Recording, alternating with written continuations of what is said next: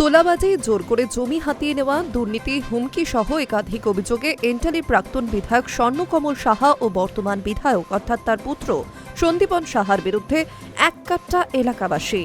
বৃহস্পতিবার সকালে তারা তৃণমূলের এই দুই নেতার বিরুদ্ধে তাদের বাড়ির সামনেই বিক্ষোভ দেখান। সেখানে উপস্থিত হয়েছিলেন এন্টালির এবারের বিজেপি প্রার্থী প্রিয়াঙ্কা টিব্রেওয়ালও। প্রথমে স্বর্ণকমল সাহা, তারপর সন্দীপন সাহা। তৃণমূলের এই দুই বিধায়ককে নিয়েই অতিষ্ঠ এন্টালির একাংশ। তাদের দাবি, বাবা ও ছেলে মিলে লুট করেছে গোটা এলাকায়। সন্দীপন সাহা কাউন্সিলর ছিলেন, সেই সময় থেকেই তার বারবারন্ত শুরু হয়।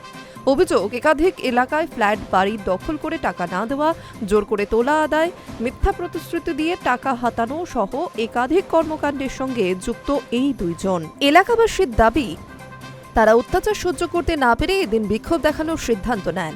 সেই মতোই বৃহস্পতিবার সকাল 7:45 নাগাদ কিছু মানুষ জড়ো হন বিধায়কের বাড়ির সামনে। সেখানে তারা বিক্ষোভ দেখাতে শুরু করেন। ওঠে নানা ধরনের স্লোগানও।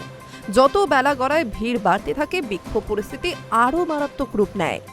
বাড়ির সামনে বিক্ষোভ হলেও স্বর্ণকমল সাহা ও সন্দীপন সাহার মধ্যে কাউকেই এদিন দেখা যায়নি। তবে এলাকাবাসীর সঙ্গে কথা বলতে আসেন বিজেপি নেত্রী প্রিয়াঙ্কা টিব্রেওয়াল। তিনি সকলের সঙ্গে কথা বলেন। এরপর পরিস্থিতি সামাল দেওয়ার চেষ্টা করেন কেন্দ্রীয় বাহিনীর জওয়ান এবং পুলিশরাও। High news network.